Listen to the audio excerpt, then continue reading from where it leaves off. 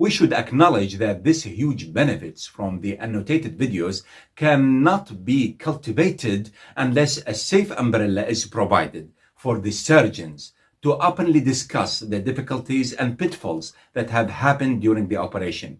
Audit and review should be supported without being judgmental. That's a really important set of considerations you're bringing up.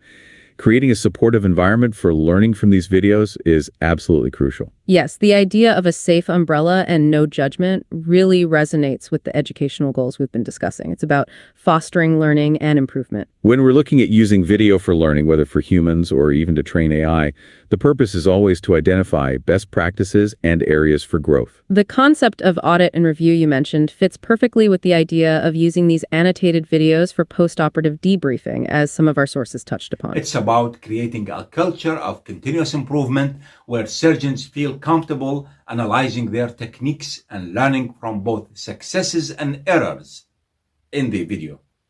And that requires a non-punitive environment. Experiment focused on collective learning rather than individual blame. Exactly.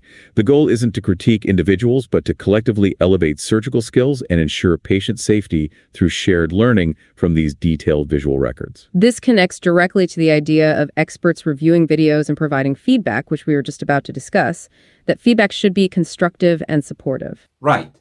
It's about having the opportunity for reflection and learning in a protected space, analyzing the surgical path and those key anatomical points without fear of reprisal. So thinking about that expert review, with clear annotations of the surgical path and landmarks, the feedback provided should absolutely align with that safe and supportive learning environment you described. That approach to review, go for it. I am glad that after a decade, my idea of creating a library of annotated surgical videos eventually coming true. That's incredible to hear about your decade-long effort. It really speaks to your foresight about the value of these surgical videos. It sounds like you've encountered firsthand some of the very challenges that the PubMed article touches on, like infrastructure and getting started. Absolutely. Overcoming those hurdles on your own is a testament to your dedication. Now you're sitting on a potentially invaluable resource. What's fascinating is that the article mentions potential tools like CBHE, which could help bring structure to your existing library through annotation. Right. Those open source tools might offer a way to start adding those layers of information, those key anatomical landmarks we were just discussing. It could be a way to finally unlock the potential of my collection of anatomically annotated videos, transforming it into a target resource for learning about surgical trajectories. Have you considered exploring some of those annotation platforms to see if they could help you organize and add value to your videos? It might be the very thing that takes my personal library from a collection to a truly useful educational project. Here I want to thank YouTube for the unique opportunity of making surgical videos and actually the work of distinguished figures in neurosurgery available for free for educational purposes.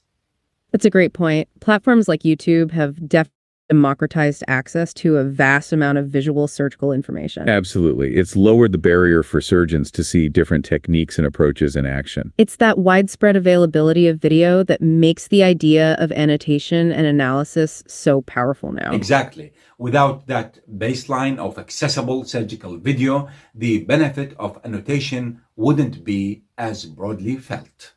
So your point about YouTube enabling this reality is spot on. It provides the raw material. And now the challenge and the opportunity lies in making that raw material even more useful through structured annotation.